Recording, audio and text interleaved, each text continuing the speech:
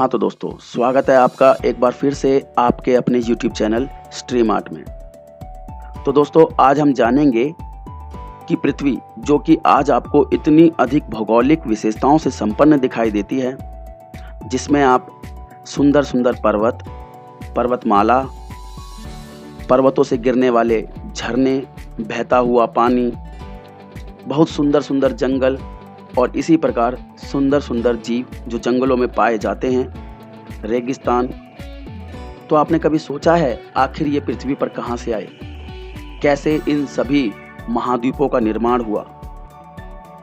तो चलिए दोस्तों, आज हम जानते हैं पृथ्वी पर जो सातों महाद्वीप बने वो कैसे बने, कैसे पृथ्वी एक वीरान पिंड से सुंदर पृथ्वी के रूप में विकसित हुई। तो दोस्तों, आज से लगभग 20 करोड़ साल पहले जैसा आज पृथ्वी आपको दिखाई देती है, जिस प्रकार के आज आपको पृथ्वी के ऊपर महाद्वीप दिखाई देते हैं, वो वैसी नहीं थी। पृथ्वी पर सिर्फ एक ही महाद्वीप हुआ करता था, जिसका नाम हुआ करता था पेंजिया, जो हमारे ग्रह के लगभग 1/3 भाग पर छाया हुआ था। और एक ही महासागर हुआ करता था, जिसका नाम हुआ करता था पैंथलासा, जिसने पृथ्वी के 2/3 भाग को ढके हुए था। तो दोस्तों, वर्तमान के सारे महाद्वीप, यानी हम बात कर रहे हैं सातों महाद्वीप की, आपको पता होना चाहिए कि सातों के सातों महाद्वीप इसी विशाल महापिंड से, जिसका नाम था पेंजिया, से विभाजित हो करके बने हैं। और इसी प्रकार पृथ्वी पर दिखाई देने वाले 5 महासागर भी इसी एक महासागर से विभाजित होकर के बने हैं, जिस विशाल महासागर का नाम था पैंथलासा। तो दोस्तों, इस सिद्धांत को प्रस्तुत करने वाले वैज्ञानिक, जो कि एक मौसम वैज्ञानिक भी थे, जिनका नाम था अडोल्फ वैगनर, जिन्होंने 1912 में यह सिद्धांत प्रस्तुत किया कि सारे के सारे महाद्वीप एक ही विशाल महाद्वीप से अलग होकर के बने हैं, जिसका नाम है पेंजिया। तो दोस्तों, ऐसा कैसे होता है, यानी यह महाद्वीप अलग क्यों हुए? तो इसके लिए बहुत सारे वैज्ञानिकों ने अलग अलग मत प्रस्तुत किए हैं, जिसमें सबसे महत्वपूर्ण और सर्वमान्य सिद्धांत है वो है आपका प्लेट विवर्तनिक सिद्धांत। इस प्लेट विवर्तनिक सिद्धांत को आप ऐसे भी समझ सकते हो कि पृथ्वी के अंदर मौजूद छोटी छोटी प्लेटें और बड़ी बड़ी प्लेटें स्थित हैं, और वो प्लेटें धीरे धीरे खिसकती रहती हैं, जिनके चलते धरती पर निरंतर बदलाव होते रहते हैं। परंतु यह होने वाले बदलाव लाखों व करोड़ों साल बाद दिखाई देते हैं। इन्हीं बदलावों के कारण पृथ्वी पर इन सभी महाद्वीपों का निर्माण हुआ, और इसी के कारण भारत का भी निर्माण हुआ। तो दोस्तों, आगे की जानकारी प्राप्त करते हैं। अडोल्फ वैगनर के सिद्धांत के अनुसार पेंजिया महाद्वीप की शुरुआत का सबसे विशाल महाद्वीप है। समय के साथ यह पेंजिया 2 भागों में बीच से टूट गया, जिसका ऊपर वाला यानी उत्तर वाला भाग लारेसिया के नाम से जाना गया, और साथ ही दक्षिण वाला भाग यानी नीचे वाला भाग गोंडवाना के नाम से जाना गया। और इनके बीचों बीच एक नए सागर का जन्म हुआ, जिसको हम टेथिस सागर के नाम से जानते हैं। तो ये दोनों महाद्वीप जो विशाल महाद्वीप से विभाजित हुए थे, यानी लारेसिया व गोंडवाना,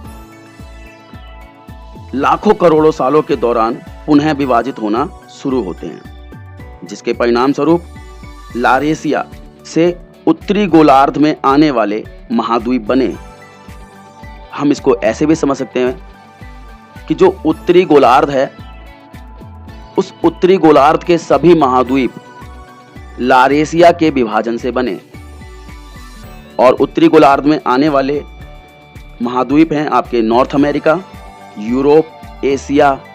इसी प्रकार गोंडवाना से दक्षिणी अमेरिका, अफ्रीका, ऑस्ट्रेलिया व अटलांटिक महाद्वीप बने। तो दोस्तों, अब आपको पता चला होगा कि लारेसिया, गोंडवाना से विभाजित होकर उत्तरी गोलार्ध के और दक्षिणी गोलार्ध के सभी महाद्वीपों का निर्माण हुआ। आज हमारे देश भले ही भौगोलिक दृष्टि के अनुसार एशिया महाद्वीप का भाग है, परंतु आपको जरूर पता होना चाहिए कि भारत का दक्षिणी भाग पहले कभी गोंडवाना प्लेट का भाग हुआ करता था, या कहें गोंडवाना पिंड का भाग हुआ करता था, तथा धीरे धीरे इन प्लेटों के खिसकने के कारण इंडियन प्लेट उत्तर की ओर बढ़ने लगी और परिणाम स्वरूप इंडियन प्लेट एशिया महाद्वीप के लद्दाख व अफगानिस्तान वाले इलाके से जाकर के टकराई।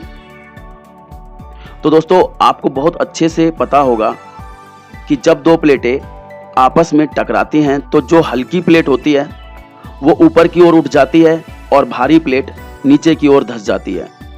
तो दोस्तों, ऐसी ही प्रक्रिया जब इंडियन प्लेट एशिया प्लेट से टकरा रही थी तो संपन्न हुई और परिणाम स्वरूप आज के हिमालय पर्वतमाला का निर्माण हुआ और यह करोड़ों वर्षों के परिणाम का फल है। दोस्तों, ये प्रक्रिया रातों रात संपन्न नहीं होती है।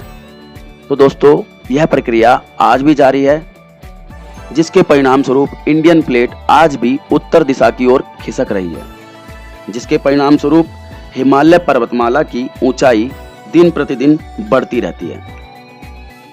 तो दोस्तों, जब वैगनर ने इस सिद्धांत को प्रस्तुत किया तो उन्होंने यह साबित करने के लिए कि सभी महाद्वीप एक ही महाद्वीप या कहें पिंड का भाग थे, तो उन्होंने कहा कि अगर इन सभी महाद्वीपों को गौर से देखा जाए तो पता चलेगा कि इनकी यानी सभी महाद्वीपों की सीमा एक दूसरे से जुड़ती है।